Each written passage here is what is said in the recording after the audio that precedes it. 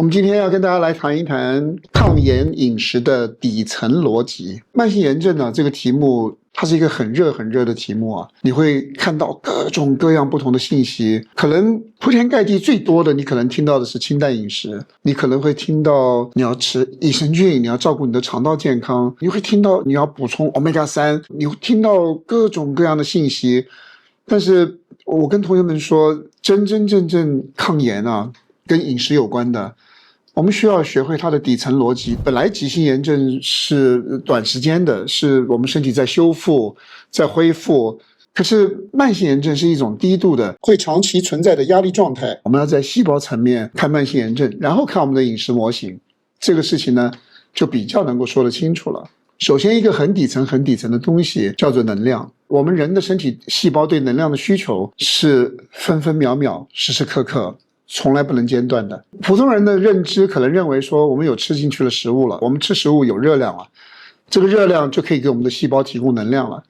如果我吃进去的热量不够用，我身体里面还储存了一些能量，身体的细胞也可以拿去用。所以我们直觉的认为缺能量是不存在的。你别管我饿不饿，你别管我累不累，我还活着，我还可以说笑，我身体还有能量可以用。可是各位，我们要从很微观的地方来看这件事。在细胞里面有一个东西叫做线粒体，线粒体在我们细胞里面它制造能量，它制造能量中文叫做3磷酸腺苷，英文简称 ATP， 就是我们细胞自己制造出来的能量，叫做 ATP。 ATP 在我们身体里面数量非常庞大，你要记住，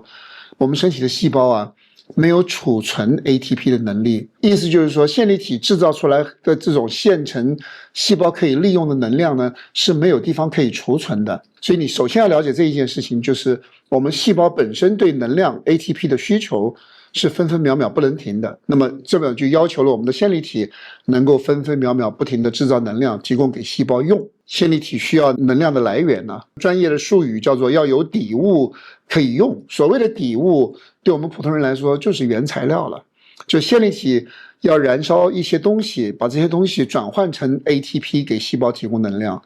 那么线粒体可以燃烧的能量底物有什么呢？有葡萄糖，还有脂肪酸。但是很重要的一件事情，大家也需要知道，我们的身体啊，真的可以储存葡萄糖的地方只有肝糖原啊。另外还有一个地方叫做肌糖原。那肝糖原是在很特殊的环境里面，在你血糖比较低的时候，肝糖原才会调动出来的。我们的肌肉里面也可以储存能量，储存肌糖原，肌肉里面可以储存的糖原数量比较多，但是这个肌糖原呢，只有在你运动的时候可以用得到，而且你的运动强度还要高到一定程度了，这个肌糖原才能够给你用。我们身体还有另外一个地方可以储存能量，就是在我们的体脂肪里面。我解释这么详细，主要的意思是什么呢？让大家了解，当细胞需要制造能量的时候，从底物开始，所以不管你燃烧葡萄糖还是燃烧脂肪酸，这个底物呢，就要能够时时刻刻很顺利的流进细胞里面去给线粒体。线粒体拿到这些底物以后呢，很顺利的把这些底物转换成ATP 以后流到细胞里面，让细胞去燃烧。各位要了解，我们细胞对能量的需求有的时候高，有的时候低，不同部门的细胞有的时候工作量大，有的时候工作量小，所以呢，这一切都是自动调节的。当细胞对能量的需求比较高的时候，你的底物流进细胞的速度要快，线粒体把它转化成能量的速度和效率也要快，这个细胞它才有足够能量利用，它整个过程是用流的。所以底物流进细胞，线粒体制造能量了以后，再流到细胞里面给细胞用，然后细胞呢才能够正常的工作，甚至于在你睡觉的时候，你身体的细胞对能量都是有需求的。好了，这跟我们慢性炎症有什么关系呢？流得不顺的时候怎么办？细胞对能量的需求，你不要忘记了，是分分秒秒、时时刻刻不能停的。可是当这个能量在流的时候，如果不顺畅，身体就可能出现能量供应不稳定、代谢压力增加的状态。如果偶尔一下就过了，无伤大雅。可是如果长期这样，身体就会有压力。所以当细胞缺能量的时候，我们的身体就出现代谢压力了。你们经常听到我在说代谢压力，有没有听我说胰岛素抵抗？有没有听我说血糖波动幅度很大，血糖一直在波动？这些现象最后带来的是身体处理能量的压力变大。所以抗炎饮食的真正目的是供能，不是节能，不是单纯吃少，也不是单纯的清淡饮食，它更重要的是让能量供应更稳定，让饮食结构更合理，让身体少一点代谢压力。那各位，我跟大家说啊，就是我们身体要燃烧的能量，我们身体细胞所需要利用的能量，必须来自于我们的饮食的哈，并不是说肝糖原不能用，体脂肪不能用，是在我们吃进去的热量不够的时候，我们的肝糖原跟体脂肪呢可以跟上来，保证细胞不会缺能量。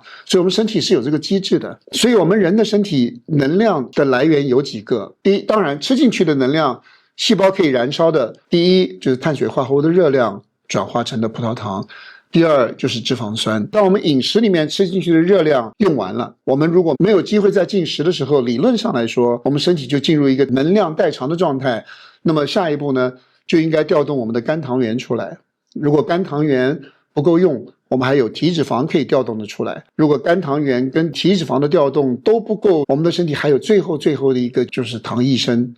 糖益生的意思就是我们身体可以在体内寻找非糖物质，把它转变成葡萄糖给身体供能。那么我们今天究竟为什么细胞会经常缺能量？我们要了解了这个为什么了之后，才能够为我们的饮食设计策略。今天你们大家仔细去看，你周围所有慢性病的人，他整个饮食的热量结构是不是大多数的热量来自于碳水化合物，然后呢蛋白质的热量在中间，油脂脂肪的热量呢对大多数的人来说都是比较少的。问题的关键就在，如果你的饮食结构碳水化合物的热量是你主要的热量来源的话，那么这些碳水化合物你吃到身体里面去之后，它就会被转变成葡萄糖给你提供能量了。那你要知道后面的一连串的连锁反应是什么。你早餐吃的是高碳水化合物的饮食，精致碳水容易让血糖升得快，降得也快，所以很多人吃完不久又容易饿。你可能会有个疑问说，明明我吃进去的碳水化合物葡萄糖的热量有500-600卡路里，它应该可以有足够的能量给我身体利用的，可是我们身体不允许葡萄糖在血管里面停留太久啊，利用胰岛素把你用不完的部分带走了。所以你碳水化合物的热量吃得越多，你的身体就要利用越多的胰岛素去处理它。然后过一段时间血糖降下来，饥饿感开始出现，你会吃点东西的，你吃点饼干，你吃根香蕉，吃个苹果，吃块蛋糕。各位，我不说热量多少，可是你仔细看它的结构，它依然是高碳水化合物的食物。你这个时候加餐吃的也是高碳水的食物，所以你的血糖升上去了。等一会儿过了一会儿，你血糖又降下来了，然后你又饿了，然后你就吃中饭。那么吃高糖饮食的人呢，你的饮食的节奏呢就变成一天要吃很多次，因为你容易饿。你每一次吃，如果你吃的碳水化合物，所有这个过程在处理它的时候都是需要胰岛素帮助的。为什么一直强调胰岛素？除了我们吃进去的葡萄糖之外，其他所有能量代偿机制，你觉得你吃进去的脂肪应该可以给你身体提供能量的，你觉得肝糖原应该会出来代偿，你认为那么我还有体脂肪，体脂肪我也可以用的，然后你认为说最后还有一个糖益生，糖益生我也可以用的。但是当胰岛素长期偏高的时候，燃烧脂肪会受到抑制，身体调用储备能量的能力可能会变差。在长年累月高糖饮食的环境底下，我们很多人身体里面胰岛素其实很高很高，你自己不知道。你看着你的血糖，你盯着你早上的空腹血糖看，空腹血糖还可以，但是你不知道的事情是，你一整天的时间里面血糖都一直不停的在波动。你要了解一件事情，就是血糖不停的波动背后就代表胰岛素始终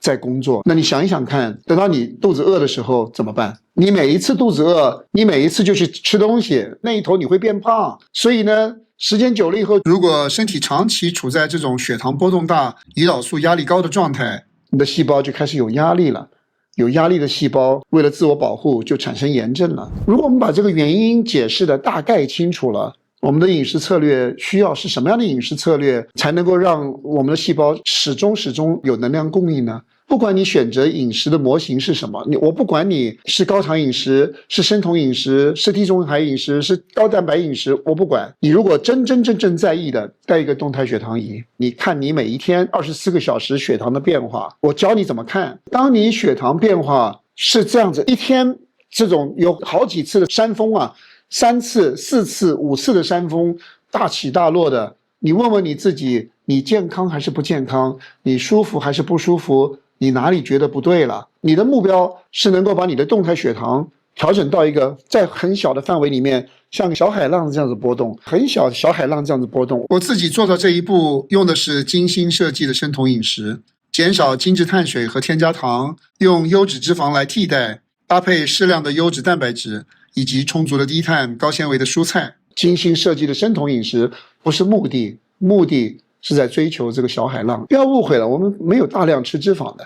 可是我们脂肪要吃得够，重新让我们的身体学会燃烧脂肪。当你身体学会燃烧脂肪的时候，你的血糖稳定了，胰岛素下来了，我告诉你，一切都变了。你的身体大多数的时候是在燃烧你吃进去的脂肪，真正能量不够的时候，你的肝糖原就调动出来了，因为胰岛素在低位；你的体脂肪调动出来了，因为胰岛素在低位。所以这样的结果就是你的细胞长期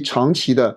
在一个不缺能量的状态底下工作了。我告诉你，你的细胞非常的快乐，你全身的细胞都会非常的快乐。当你的细胞快乐的时候，我告诉你，你也快乐了。